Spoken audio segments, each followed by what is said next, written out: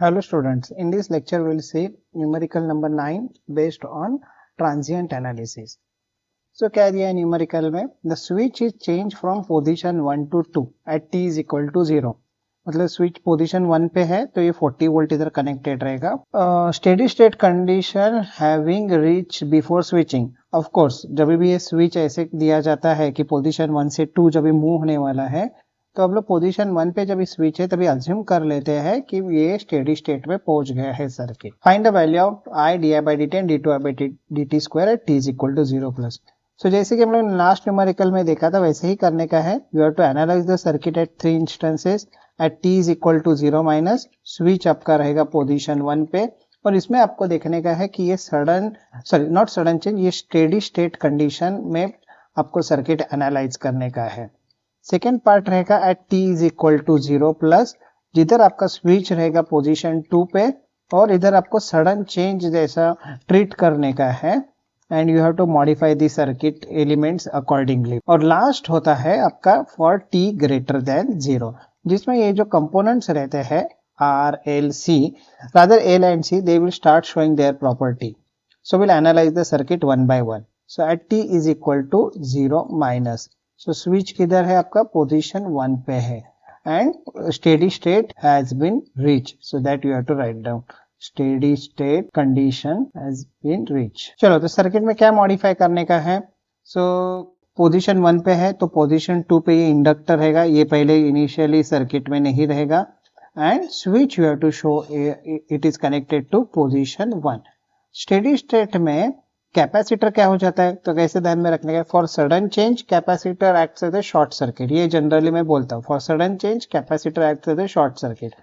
So for steady state capacitor acts as open circuit. तो ये capacitor को भी आपको क्या दिखाने का है, ओपन सर्किट दिखाने का है. So this will be the circuit but we have to modify the switch position it is at position 1 और ये कैपेसिटर जो है वो ओपन सर्किट रहेगा इधर. ये करंट को हम लोग क्या नाम देंगे, I0 माइनस. क्या I0 माइनस फ्लो होगा क्या सर्किट में? नहीं होगा, क्योंकि स्विच जब भी पोजीशन 1 पे है इनफाइनाइट टाइम के लिए, उसके लिए तो हम लोग बोल रहे हैं कि स्टेडी स्टेट कंडीशन, तो कैपेसिटर ये 40 वोल्ट तक चार्ज होके रखता है और ये 40 वोल्ट और कैपेसिटर के अक्रॉस 40 वोल्ट, ये इक्विपोटेंशियल हो जाता है तो करंट फ्लो नहीं होता है. So here you have to write down I0 minus is equal to 0 ampere. अपने को I फाइंड आउट करने का है at t is equal to 0 plus and its first and second derivative. But ये type के न्यूमेरिकल में आपको capacitor के अक्रॉस का वोल्टेज भी फाइंड आउट करने का रहता है, तो ताकि जब भी आप पोजीशन चेंज करते हैं स्विच का तो आपको वो यूजफुल हो जाए. सो V0 माइनस ये आपको नहीं चाहिए बट मैं इधर लिख देता हूँ. वोल्टेज अक्रॉस कैपेसिटर ये कितने वोल्ट तक चार्ज होके रहेगा, सो ये मैक्सिमम 40 वोल्ट तक चार्ज होके रहेगा. ओके क्योंकि जब ये भी हम लोग पोजीशन 2 पे स्विच लेके जाएंगे तो आपको वो सर्किट में दिखाने का है. So we have analyse the circuit at t is equal to 0 minus. अभी t is equal to 0 plus पे क्या हो जाता है. So at t is equal to 0 plus switch is at position 2 और सडन चेंज हो गया है तो आपको सर्किट में क्या क्या मॉडिफाई करने का है. तो पहले तो ये 40 वोल्ट अभी कुछ काम का नहीं रहेगा इधर, ये सर्किट में से हट जाएगा. जो आपका एक्सटर्नल सोर्स था ये तो आपका हट जाएगा. स्विच पोजीशन किधर आ जाएगी, स्विच पोजीशन आ जाएगी आपके पोजीशन 2 पे और ये हो गया आपका sudden change. And for sudden change what will happen, for sudden change capacitor acts as short circuit and for sudden change capacitor acts as a short circuit. तो ये आपको कैपेसिटर भी इधर क्या दिखाने का है, शॉर्ट सर्किट दिखाने का है and inductor acts as open circuit. तो ये इंडक्टर क्या रहेगा इधर, ओपन सर्किट दिखाने का. ध्यान में रखिए ये सडन चेंज है. सो सडन चेंज के लिए आपको इंडक्टर ओपन दिखाने का है और कैपेसिटर आपको शॉर्ट सर्किट दिखाने का है. बट कैपेसिटर के ऊपर का वोल्टेज आप सडनली चेंज कर सकते हैं क्या? नहीं. Capacitor resist the change in the voltage across it. So उसके अक्रॉस जो वोल्टेज आया था 40 वोल्ट वो आपको इधर दिखाना पड़ेगा. तो 40 वोल्ट मतलब ये प्लस पॉजिटिव वाला जो है ये अपर प्लेट को कनेक्टेड है. सो इधर कैसे रहेगा, इधर प्लस पॉजिटिव आ जाएगा, इधर नेगेटिव आ जाएगा और ये 40 वोल्ट उसके ऊपर इसका चार्ज रहेगा. And here you can say that a capacitor acting as a short circuit जो इसके साथ सीरीज में है. ओके तो अभी ये I0 प्लस क्या रहेगा, I0 प्लस आप इजीली कैलकुलेट कर सकते हैं. Now inductor is acting as open circuit तो I0 प्लस हो जाएगा 0 एम्पियर. देखो ये केस में ये जब सर्किट था पोजीशन 1 पे था तभी इंडक्टर पिक्चर में था ही नहीं, और आप बोल सकते हैं कि इंडक्टर में से जाने वाला करंट 0 एम्पियर है। जब सडनली स्विच आ जाएगा पोजीशन 2 पे तो इंडक्टर के थ्रू का करंट आप सडनली चेंज नहीं कर सकते।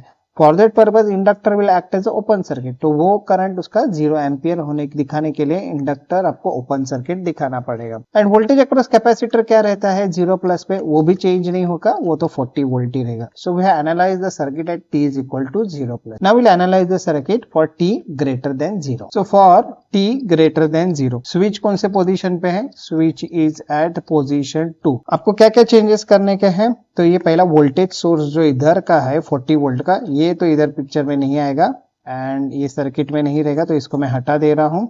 स्विच आपको पोजीशन 2 पे दिखाने का है, सो ये स्विच मैंने इधर पोजीशन 2 पे इधर दिखाएगा। And now this capacitor as well as inductor, they will start showing their property. They will start showing their property means what, their existence will be there. और कैपेसिटर के अक्रॉस जो voltage था 40 volt वो भी इधर रहेगा। So here we have to mark a 40 volt over here with appropriate polarity. Positive sign जो है वो अपर के साइड पर है। आप ऊपर भी इधर बना सकते थे इसके साथ सीरीज में ही, लेकिन ऊपर का आपको टर्मिनल पॉजिटिव दिखाने का, इधर भी आप बना सकते थे।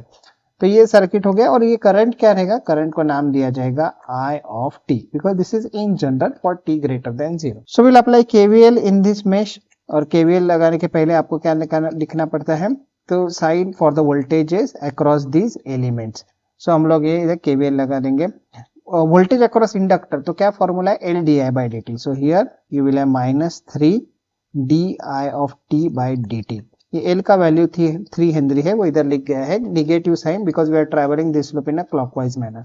-20 I of t। Now you have to write down the voltage across the capacitor. So वो फॉर्मूला है 1/c integration of I of t from 0 to t। So 1/c, so 2 into 10 to the power -6 integration 0 to t I of t dt। फिर आगे जाएंगे तो living sign इधर आ जाएगा -40। Don't forget that voltage source and this is equal to 0. You have completed the loop. There are 4 elements and there are 4 terms. अभी आप देखिए इसमें ही di by dt टर्म आ गया है, सो हम लोग इसको ही नाम दे देंगे कि ये मेरा इक्वेशन A है and we'll put t is equal to 0 plus. सो जैसे आप t is equal to 0 plus डालेंगे तो ये हो जाएगा -3 di 0 plus by dt -20 I of 0 plus. Now the integration will start from 0 and it will end at 0 plus. That means nearly at the same point. And area under the curve at a given point it will be 0. So ये हो जाएगा 0 -40 is equal to 0. So आपको इधर से di 0 plus by dt का value मिल जाएगा। I 0 plus क्या था, तो देखिए I 0 plus था 0, तो ये 0 इधर सब्स्टिट्यूट करेंगे तो ये 0 हो जाएगा and you will get di 0 plus by dt। This is equal to +40, इधर +40 हो जाएगा बट डिवीजन बाय -3 होगा ये। So this turns out to be -13.33 ampere per second. तो फर्स्ट डेरिवेटिव तो हम लोग ने कैलकुलेट कर लिया है। अभी हम लोग काम करेंगे सेकेंड डेरिवेटिव के लिए, differentiate equation A with respect to t। अभी आप डिफरेंशिएशन करेंगे तो ये हो जाएगा -3 d2i by dt square, then you will have -20 I of t, sorry di by dt, इसका डेरिवेटिव इधर आ जाएगा। Integration and this one they are opposite process, so 10 to the power 6 में न्यूमरेटर में लिख देता हूँ, डिवाइड बाय 2, और ये इसका डेरिवेटिव ले लेंगे तो you will get just I of t, और 40 का डेरिवेटिव 0 हो जाएगा and the right hand side is 0, 40 being a constant का डेरिवेटिव 0 हो जाएगा। सो d2i by dt स्क्वायर इसमें आ गया है, so will put t is equal to 0 plus, so you will get -3 d2i 0 plus by dt square, this is equal to, इधर में term उधर चले जाएगा तो ये हो जाएगा 20 di 0 plus by dt, ये भी उधर चला जाएगा तो प्लस हो जाएगा 10 to the power 6 by 2 I of t, rather I of 0 plus। चलो अभी इसको सब्स्टिट्यूट करो, सो 20 di 0 plus by dt कितना था, -13.33, और I 0 प्लस कितना आया था, 0 आया था, तो ये तो इधर +0 हो जाएगा।